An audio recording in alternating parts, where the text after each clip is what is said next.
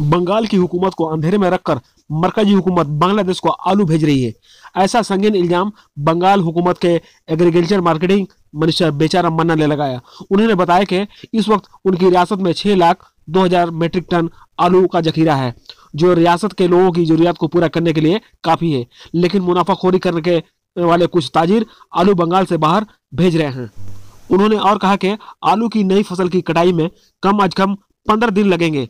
इस दौरान दलाल और कालाबाजारी करने वाले खुले बाजार में आलू की ब्लैक मार्केटिंग करके इनकी कीमतें बढ़ाने की कोशिश कर रहे हैं। ऊंची कीमत पर आलू फरोख्त कर रहे हैं, लेकिन रियासती हुकूमत अपनी कीमतों में तवाज़ुन बरकरार रखने के लिए हर मुमकिन कोशिशें कर रही है। मूल काम है जे डिपार्टमेंट का जे आलू सप्लाई लाइन का अच्छा रहने होगा।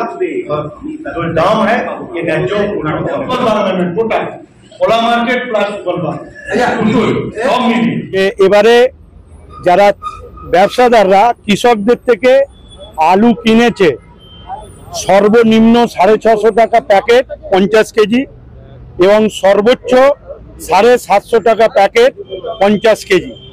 এই ব্যবসাদাররা বন্ড বিক্রি করছে 1000 থেকে সর্বনিম্ন 1000 এবং সর্বোচ্চ 1070-80 টাকা পর্যন্ত। অর্থাৎ গড়ে প্রায় 50 কেজি আলুতে 300 টাকা করে লাভ করেছে। কিছু ব্যবসায়ী, অসাধু ব্যবসায়ী যারা মানুষের কথা ভাবে না, তারা বিভিন্ন রকমভাবে তারা আলু বাইরে নিয়ে যেতে চাইছে এবং এ রাজ্যের ক্রাইসিস সৃষ্টি করে। আমরা ইতিমধ্যেই আপনারা জানেন যে আমাদের সেপ্টেম্বর মাসের 3রা সেপ্টেম্বর থেকে আজকে তো আমরা রাজ্যের বাইরে আলু গেছে 8,43,294 মেট্রিক টন। 8,43,294 মেট্রিক টন আলু অলরেডি বাইরে চলে গেছে। আমাদের হাতে এখন আলু রয়েছে 6,02,000 মেট্রিক টন। আমাদের রাজ্যে প্রতিদিন আলুর খরচ লাগে 18,000 মেট্রিক টন। এই 18,000 মেট্রিক টনের মধ্যে 5,000 মেট্রিক টন শুধু কলকাতায় লাগে এবং ডিসেম্বর মাস যেহেতু কাঁচা শাকসবজি উৎপাদন বেশি হয়, তাই এই মাসটায় আমাদের সারা রাজ্যে আলু খরচ লাগে 15,000 মেট্রিক টন। আপনারা জানেন যে দানা ঝড় হওয়ার জন্য, বৃষ্টি হওয়ার জন্য আলু চাষ 15 দিন পিছিয়ে গেছে।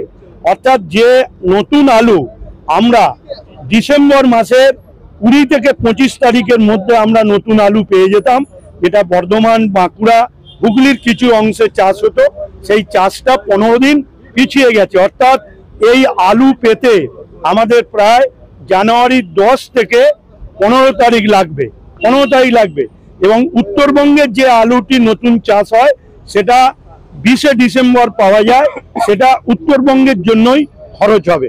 যেহেতু আমাদের রাজ্যে 6,02,000 মেট্রিক টন আলু এই মুহূর্তে স্টোরে রয়েছে, আমাদের এখনো 40 থেকে 45 দিন চালাতে হবে। এই আলু যা রয়েছে তাতে সাফিসিয়েন্ট, এবং জেনে রাখবেন এর বাইরে কেউ যদি আলু নিয়ে যায় তাহলে আমাদের আলু ক্রাইসিস পড়বে। সেজন্য আমাদের রাজ্যের মাননীয় মুখ্যমন্ত্রী তিনি রাজ্যের কথা ভেবে, মানুষের কথা ভেবে তিনি বলেছেন যে আমাদের রাজ্যের চাহিদা মিটিয়ে যদি থাকে আমরা বাইরে পাঠাবার বা অন্যত্র পাঠাবার ব্যবস্থা করব। এবং জেনে রাখবেন তিনি এও বলেছেন যে আলু উদ্বৃত্ত থাকলে আমাদের আইসিডিএস বা মিড ডে মিলের জন্য সরকার তা কিনে নেবে।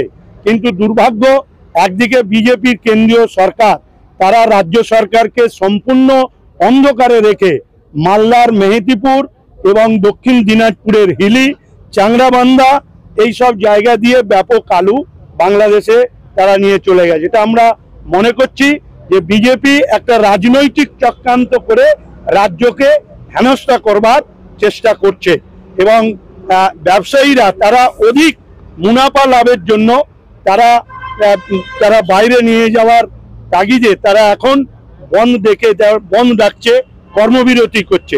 এটা মনে করতে দিচ্ছে যে সিপিএম এর আমলে তারা এইসব করতো।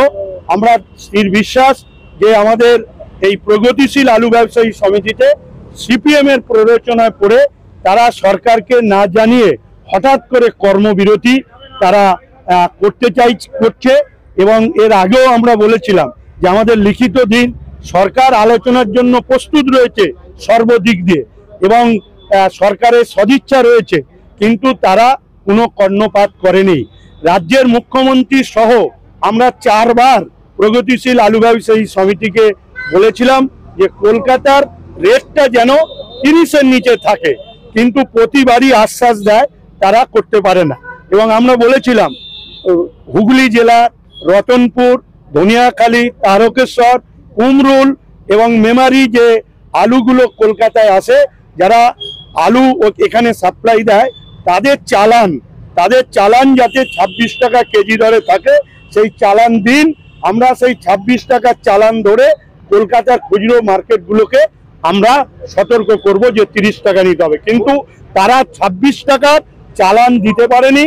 এবং বারে বারে সরকারের যে আমাদের যেটা বলেছিলাম যে 30 টাকা কলকাতার নিচে রাখতে হবে, সেটা তারা রাখতে পারেনি।